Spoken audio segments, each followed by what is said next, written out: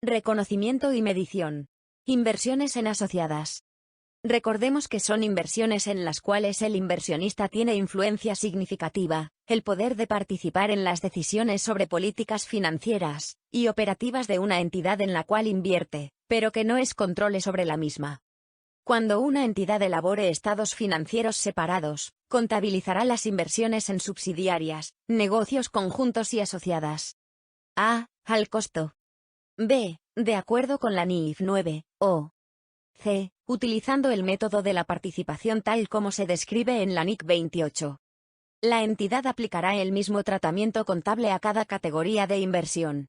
Las inversiones contabilizadas al costo o utilizando el método de la participación se contabilizarán de acuerdo con la NIF 5. Activos no corrientes mantenidos para la venta y operaciones discontinuadas, en aquellos casos en que éstas se clasifiquen como mantenidas para la venta o para distribución, o se incluyan en un grupo de activos para su disposición que se clasifique como mantenido para la venta o para distribución. En estas circunstancias, no se modificará la medición de las inversiones contabilizadas de acuerdo con la NIF 9. La evaluación al costo no requiere mayor análisis. La evaluación respecto a la NIC 9 fue descripta cuando nos referimos a inversiones no relevantes, por lo cual nos resta analizar el método de la participación. En lo que tiene que ver con normas contables adecuadas en nuestro país, el Decreto 538-009 establece que las entidades que deban presentar sus estados financieros consolidados, deban además presentar sus estados financieros individuales. Este decreto establece que en las inversiones en asociadas y entidades controladas de forma conjunta se podrá optar, adicionalmente a las políticas de evaluación previstas en el párrafo 9.26 de la NIF para pymes, costo menos deterioro o valor razonable con cambio en resultados, por su evaluación de acuerdo con el método de la participación. En todos los casos las inversiones en asociadas y entidades controladas de forma conjunta, deberán ser evaluadas en los estados individuales utilizando los mismos criterios que deben aplicarse en la preparación de los estados financieros consolidados de acuerdo con normas contables adecuadas. Método de la participación. El principio general para la contabilización de las inversiones en asociadas implica la aplicación del método de la participación, también conocido como método del valor patrimonial proporcional o método del VPP, Equity Method. La NIC 28 define el método de la participación de la siguiente manera: el método de la participación es un método de contabilización según el cual la inversión se registra inicialmente al costo, y es ajustada posteriormente en función de los cambios que experimenta, tras la adquisición, la porción de los activos netos de la entidad participada que corresponde al inversor. El resultado del periodo del inversor recogerá la porción que le corresponda en los resultados de la participada. Las distribuciones recibidas de la participada reducirán el importe en libros de la inversión. Requisitos para la aplicación del método. A. Políticas contables uniformes. Los estados financieros del inversor se elaborarán aplicando políticas contables uniformes para transacciones y otros eventos que, siendo similares, se hayan producido en circunstancias parecidas. Si la asociada utiliza políticas contables diferentes a las del inversor, los estados contables de la asociada deberán ser ajustados de forma tal que reflejen las políticas contables del inversor. B. Fecha de cierre de los estados contables de la asociada. Para la aplicación del método del VPP, el inversor deberá utilizar los estados contables de la asociada preparados a la misma fecha de cierre que los estados contables del inversor. Si ello resultara impracticable, se utilizarán los estados contables disponibles más recientes de la asociada, realizándose los ajustes que correspondan a los resultados y activos netos de la asociada, para reflejar los efectos de transacciones y eventos significativos que hayan ocurrido entre las distintas fechas de cierre de la asociada y del inversor. Sin perjuicio de lo anterior, la diferencia entre la fecha de cierre de la asociada y la del inversor no podrá exceder de 3 meses. Aplicación del método de la participación, VPP. La inversora contabiliza su inversión al VPP, proporción de la tenencia de acciones aplicada sobre el patrimonio de la asociada, desde el momento de la compra, o desde que se dan las condiciones para la utilización del método. Acciones VPP, activo en el debe. Caja o varios, en el haber. Ahora bien, generalmente por una parte tenemos el pago, o contraprestación, que hace el inversor, que constituye el costo de adquisición de las acciones de la asociada. Ese costo o pago, está basado generalmente en los valores justos o razonables de la cuota parte de los activos netos en que está invirtiendo, a través de la compra de las acciones de la asociada. Acciones VPP, en el debe. Caja o varios igual costo a valor justo, en el haber. El problema que surge inmediatamente al aplicar este criterio es que muy difícilmente los valores en libros coincidan con los valores justos. Acciones VPP, a valor libros, en el debe. Caja o varios igual costo, a valor justo, en el haber. Así pues, surgen cuentas o rubros especiales de activo llamados cuentas de mayores valores que pretenden reflejar esas diferencias entre los valores justos reconocidos por el inversor y los valores contables de los activos en cuestión. Si, por ejemplo, el inversor reconoce los bienes de cambio de la asociada por un valor de 120, y el valor libros de los mismos en la asociada es 100, entonces hay un mayor valor de 20, el cual el inversor reconocerá, en proporción a su porcentaje de participación de propiedad en la asociada. Análogamente ocurre con los bienes de uso y, en general, con otros activos y pasivos. La registración anterior podría completarse así. Acciones VPP, a valor libros, en el debe. Acciones mayores valores valor justo, menos valor libros, en el debe. Caja o varios igual costo, a valor justo, en el haber.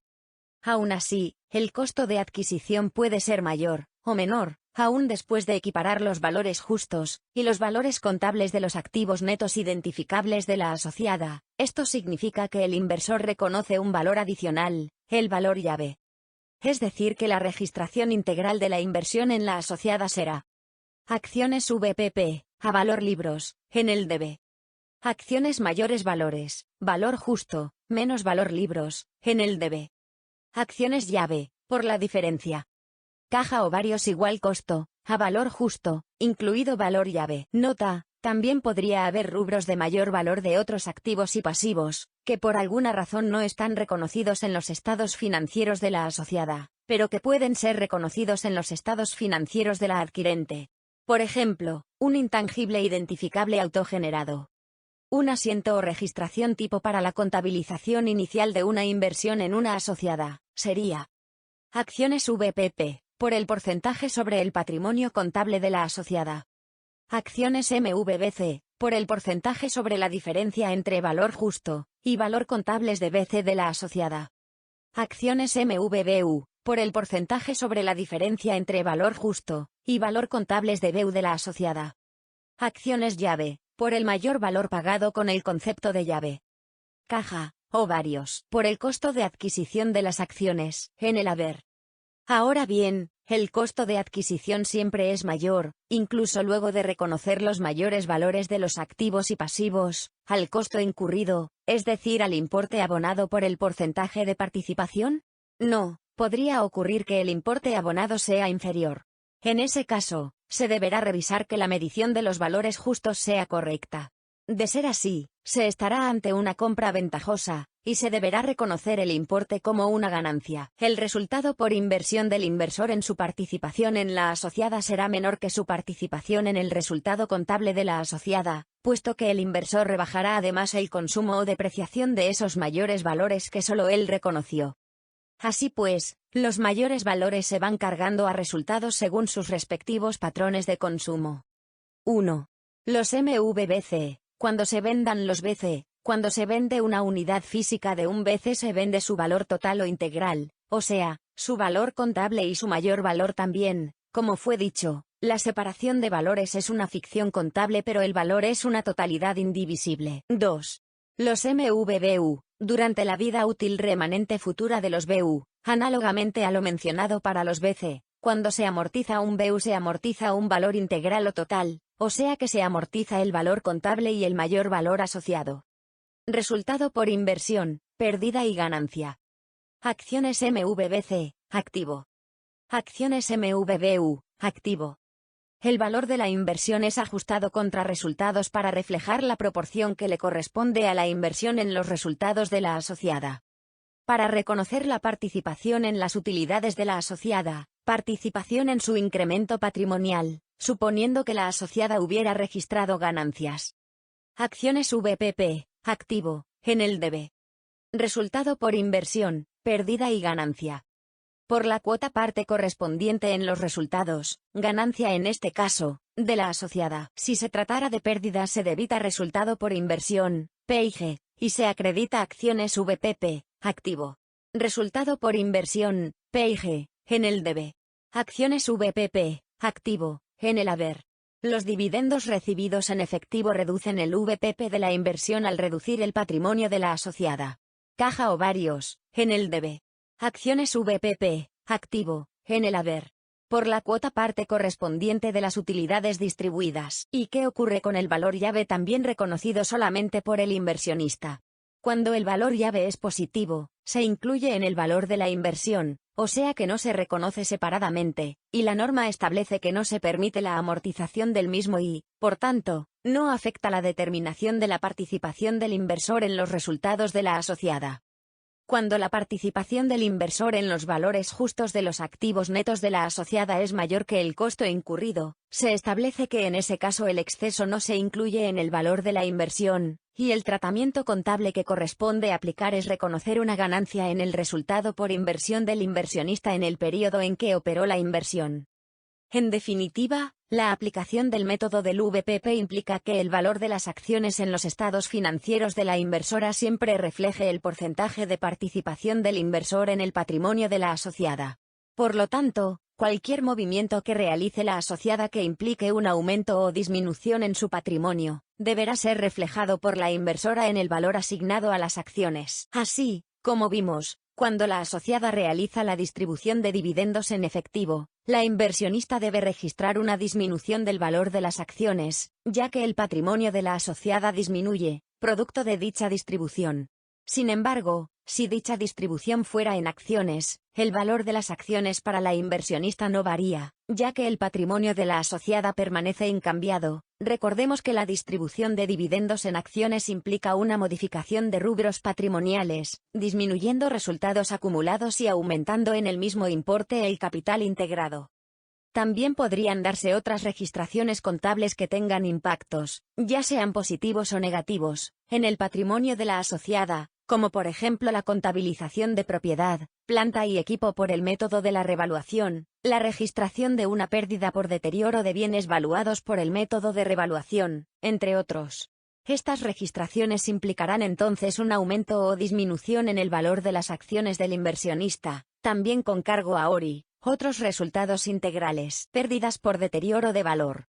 La NIC 28 en el párrafo 41 y siguientes establece que la inversión neta en una asociada o negocio conjunto estará deteriorada, y se habrán producido pérdidas por deterioro del valor si, y solo si, existe evidencia objetiva del deterioro como consecuencia de uno o más eventos que hayan ocurrido después del reconocimiento inicial de la inversión neta, un evento que causa la pérdida, y ese evento, o eventos, causante de la pérdida tiene un impacto sobre los flujos de efectivo futuros estimados de la inversión neta, que pueda ser estimado con fiabilidad.